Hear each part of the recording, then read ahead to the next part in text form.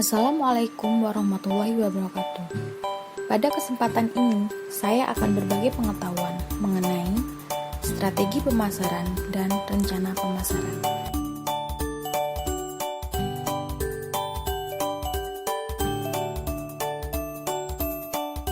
Unsur utama proses manajemen pemasaran adalah strategi pemasaran dan rencana pemasaran. Strategi pemasaran yaitu suatu rencana permainan untuk mencapai sasaran yang diinginkan dari suatu unit bisnis. Di dalam pasar, tentu saja banyak persaingan. Berikut ini jenis-jenis persaingan menurut Philip Kotler. Yang pertama, persaingan merek. Yang kedua, persaingan industri. Yang ketiga, persaingan bentuk. Yang keempat, persaingan umum. Dalam menyiasati persaingan-persaingan tersebut, maka dibutuhkannya strategi. Suatu perusahaan mengembangkan strategi untuk mengatasi ancaman eksternal dan merebut peluang yang ada. Proses analisis, perumusan, dan evaluasi strategi disebut dengan perencanaan strategi. Tujuan perencanaan strategi adalah mengukur dan memanfaatkan kesempatan atau peluang sehingga mampu mencapai keberhasilan.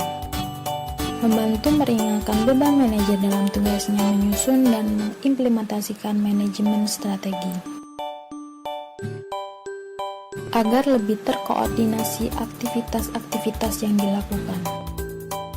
Sebagai landasan untuk memonitor perubahan-perubahan yang terjadi, sehingga dapat segera dilakukan penyesuaian. Sebagai cermin atau bahan evaluasi perencanaan selanjutnya, sehingga bisa menjadi bahan penyempurnaan perencanaan strategi yang akan datang. Sasaran dari setiap bisnis adalah menghantarkan nilai pelanggan untuk menghasilkan laba bagi perusahaan. Lalu, bagaimana cara kita mengetahui nilai pelanggan? Di sini ada 3 fase yang akan dilakukan. Yang pertama adalah memilih nilai, di mana staf pemasaran harus melakukan segmentasi terhadap pasar sebelum produk dibuat. Fase yang kedua, menyediakan nilai. Pada fase ini, pemasaran harus menentukan fitur produk, harga, dan distribusi. Fase yang ketiga, mengkomunikasikan nilai melalui berbagai media promosi untuk mempromosikan produk kepada pelanggan. Kemudian, bagaimana cara untuk mengidentifikasi agar menciptakan lebih banyak nilai pelanggan? Maka kita gunakan rantai nilai. Di dalam rantai nilai, kita dapat melakukan identifikasi kegiatan yang secara strategis dan relevan, yang dibagi menjadi 2 bagian kegiatan, yaitu kegiatan primer dan kegiatan pendukung. Selanjutnya, peran sentral perencanaan strategis.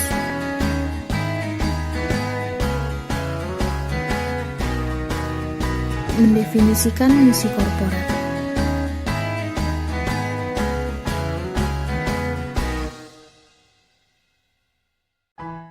Analisa SWOT.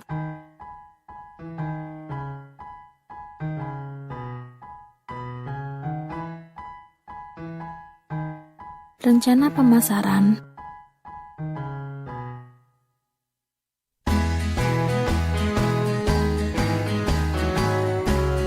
Sekian yang dapat saya sampaikan, semoga materi yang saya berikan bermanfaat. Assalamualaikum warahmatullahi wabarakatuh.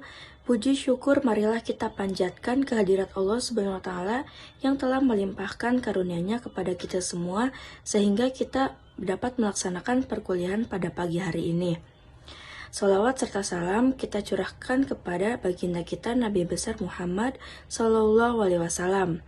Yang terhormat Bapak Dr. Andes Haji Jaka Permana MM MPD dan Bapak Acep Roni Hamdani SPD MPD sebagai dosen pengampu mata kuliah kewirausahaan serta teman-teman yang saya banggakan.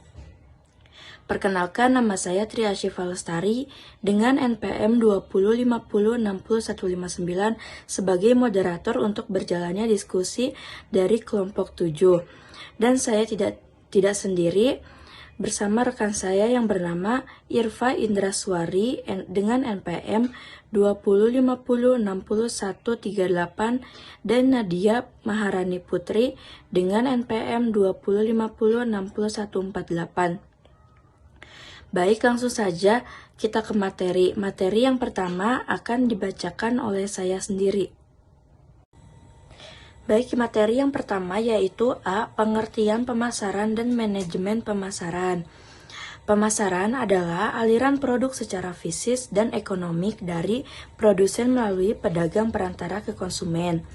Definisi lain menyatakan bahwa pemasaran adalah suatu proses sosial dan manajerial yang membuat individu atau kelompok mendapatkan apa yang mereka butuhkan dan inginkan dengan menciptakan, menawarkan, dan mempertukarkan produk yang bernilai kepada pihak lain. Selanjutnya akan dibacakan oleh rekan saya. Menurut Kotler, tahun 1997 mengatakan bahwa pemasaran sebagai suatu proses sosial dan manajerial di mana individu dan kelompok mendapatkan apa yang mereka butuhkan dan inginkan dengan menciptakan, menawarkan, dan mempertukarkan produk yang bernilai di dalam pasar.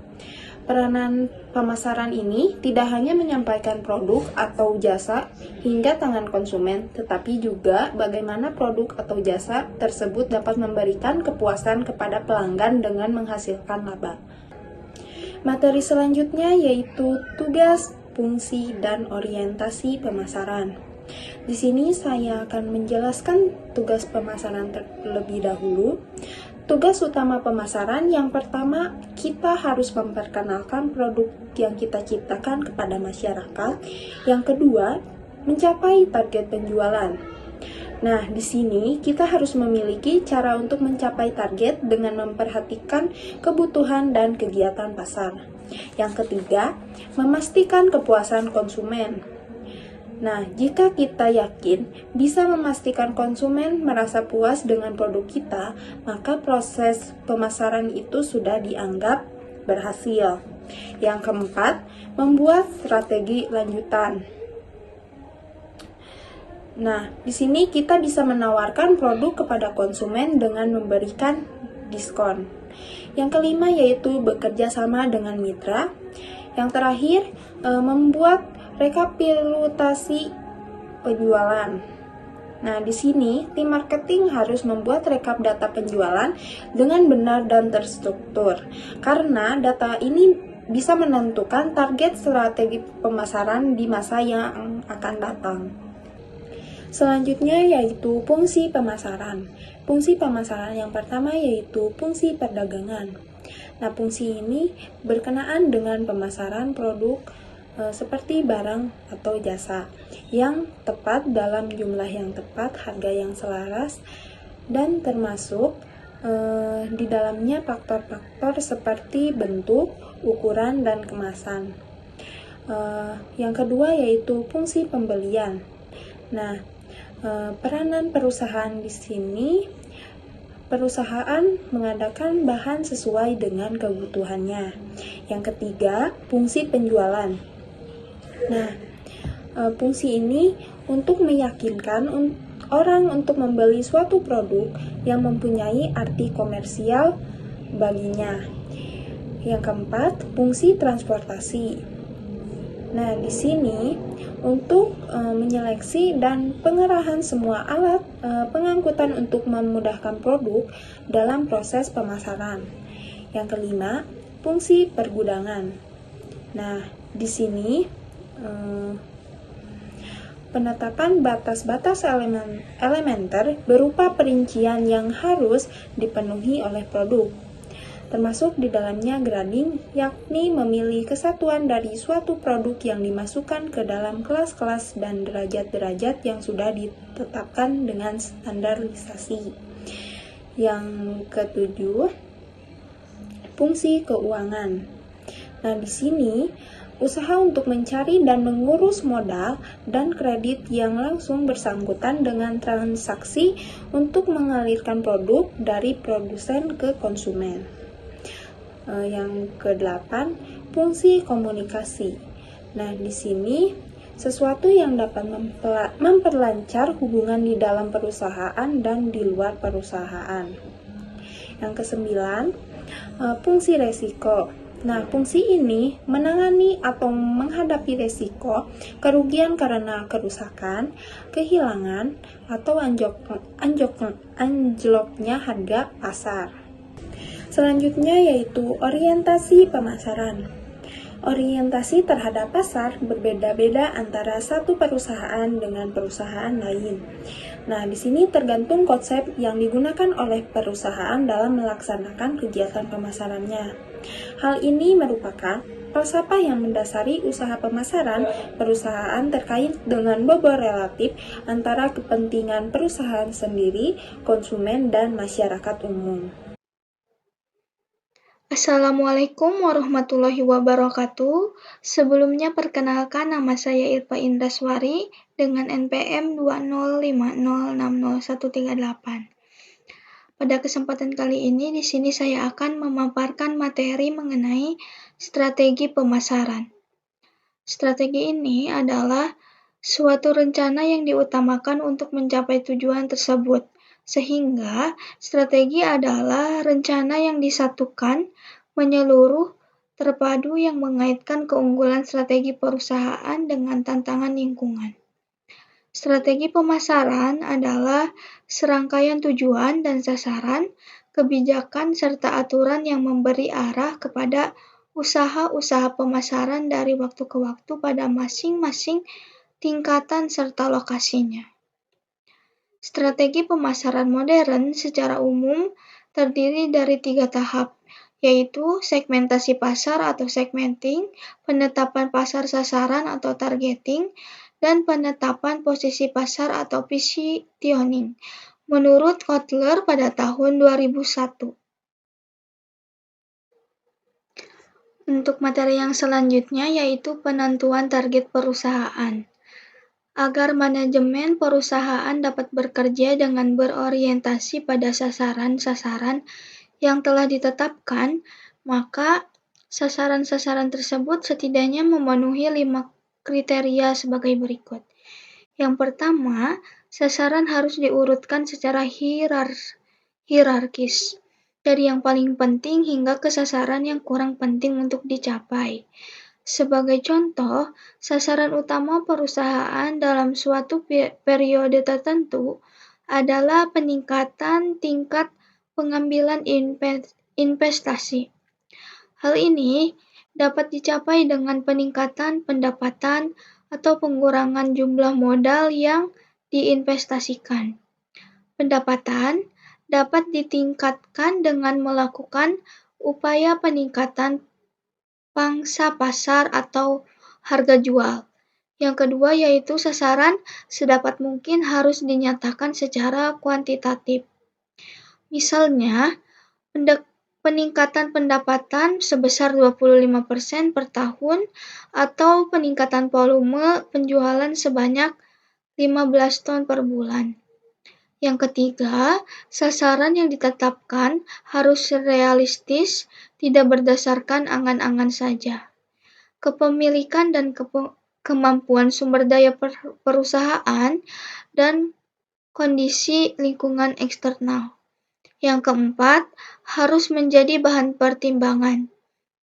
Tentunya harus dilengkapi dengan data dan fakta sebagai dasarnya dengan jelas. Yang kelima yaitu sasaran harus konsisten. Sebagai contoh, tidak mungkin memaksimalkan penjualan dan laba secara serentak. Tentunya, laba hanya dapat ditingkatkan apabila telah mampu meningkatkan penjualan. Materi yang selanjutnya yaitu mengenai bauran pemasaran. Menurut Maulana pada tahun 1992 bahwa ruang lingkup pemasaran yang luas dapat disederhanakan menjadi 4 kegiatan utama, yaitu produk, harga, tempat, dan promosi.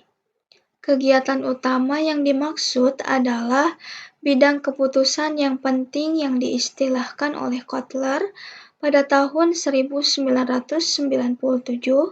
sebagai bauran pemasaran atau marketing mix, yang didefinisikan sebagai perangkat alat pemasaran yang digunakan oleh perusahaan untuk mencapai tujuan dalam pasar sasaran. Bauran pemasaran juga ada 5 contohnya, yaitu yang pertama yaitu produk. Produk merupakan sekumpulan atribut yang nampak maupun yang tidak nampak mencakup warna, bentuk, aroma, kemasan, dan sebagainya yang diterima oleh konsumen dan dapat memenuhi kebutuhannya. Strategi produk dalam bauran pemasaran merupakan unsur yang paling penting karena dapat mempengaruhi strategi pemasaran lainnya. Strategi produk atau produk mix, merek dagang atau brands, cara pengemasan atau kemasan produk, serta tingkat kualitas dari produk dan pelayanan yang diberikan. Kualitas produk memiliki peran yang cukup signifikan dalam upaya untuk mempertahankan kelangsungan hidup perusahaan. Melakukan produksi tanpa memperhatikan kualitas dari produksi itu sendiri akan berakibat pada berpindahnya pelanggan ke produk perusahaan lainnya, yang pada akhirnya akan menurunkan pendapat perusahaan. Nah, yang kedua yaitu harga atau price. Harga menurut Kotler pada tahun 1997 adalah sejumlah uang yang harus dibayarkan oleh konsumen untuk mendapatkan suatu barang, atau dengan kata lain bahwa jumlah nilai yang ditukarkan oleh konsumen dengan manfaat atas menggunakan produk perusahaan. Salah satu kunci keberhasilan perusahaan dalam melaksanakan aktivitas pemasarannya adalah kebijakan dalam penentuan harga. Hal ini penting karena harga yang ditetapkan oleh perusahaan akan menjadi bahan pertimbangan bagi konsumen untuk mengambil keputusan dalam pembelian produk. Yang ketiga yaitu distribusi atau tempat atau place. Suatu komoditi dapat dikatakan sebagai sebuah produk apabila berada pada tempat saat dibutuhkan oleh konsumen. Olehnya itu, disinilah letak fungsi perusahaan untuk melakukan distribusi terhadap produk yang dihasilkannya, agar produk tersebut menjadi wujud yang sebenarnya. Kegiatan distribusi merupakan kegiatan penyampaian produk agar sampai ke tangan konsumen pada waktu yang tepat. Oleh sebab itu, kebijakan distribusi merupakan salah satu strategi perencanaan pemasaran terpadu yang meliputi penentuan saluran pemasaran dan saluran distribusi.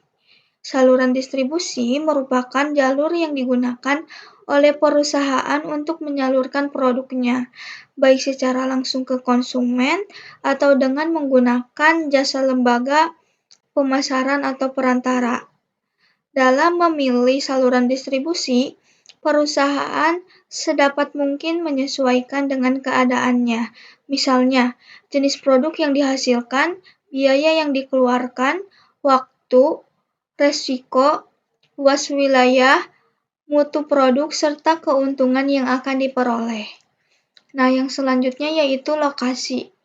Penempatan lokasi produk merupakan salah satu faktor penentu yang perlu diperhatikan dan diputuskan sebelum memulai operasional perusahaan, terutama bagi perusahaan yang baru dirintis oleh wirausahawan pemula.